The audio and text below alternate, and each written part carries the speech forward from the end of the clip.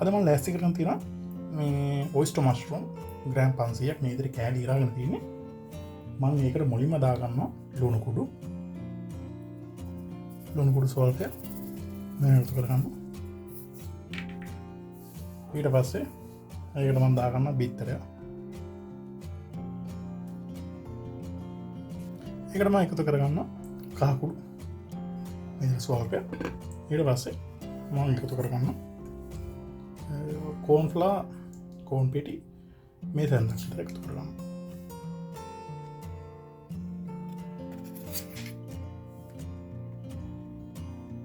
මේ විදිහට එකතු කරගෙන මේක හොඳට කලවම් කරගන්නවා.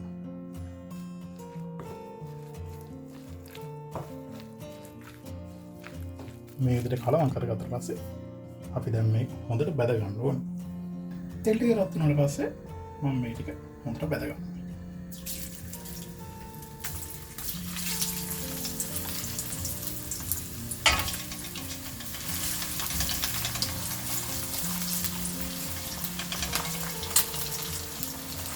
එකට ඇලෙන්න දෙන්න එපා.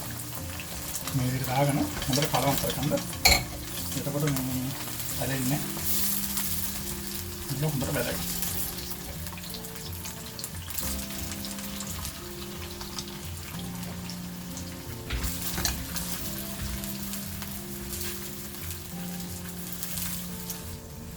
මේක වැඩි කින්දරේ තමයි බැල ගන්න ඕනේ. මොකද මේ නැත්තම් අර වතුර උනන්න වගේ බලන්න.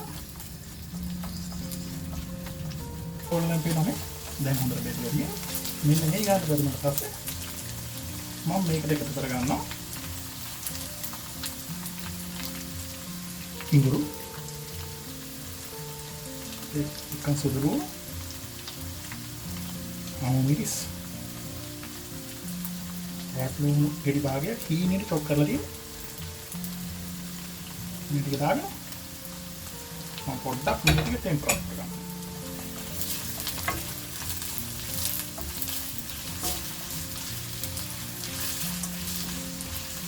වැඩි කින්දරෙන්ම පොඩ්ඩක් ෆ්‍රයි කරගන්න ඕන. මේක එකම දේ තමයි වතුර උනන්න දෙන්න ඕන නැහැ. ඒක නිසා අර වැඩි කින්දරේම හදාගන්න ඕනේ.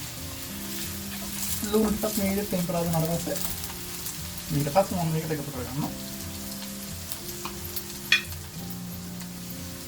ලුණු පොළ ඒත් එක්කම වීලි මිරිස් කාට මේ විදිහට කෑලි කපාගෙන ඊට පස්සේ ඒකට මම දාගන්නවා සෝයා සෝස් මේ තැනද ඔයිස්ටර් සෝස් මේ තැනද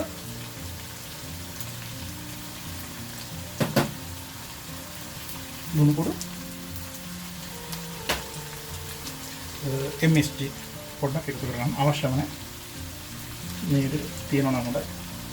තියෙනදි කාලක් වගේ එකතු කරලා මේකට හොඳට කලවම් කරගන්න.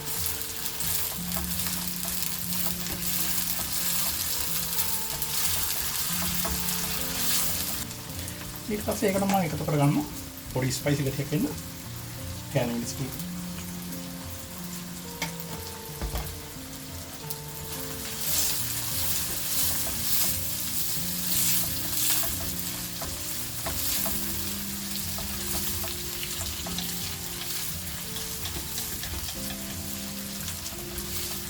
මම අන්තිමට කෑලි මිරිස් එකතු කරගත්තා. මොකද මේ ගොඩක් වෙලා කෑලි මිරිස් ටික බැලුනහම ඒක අර නියම රසෙ එන්නේ.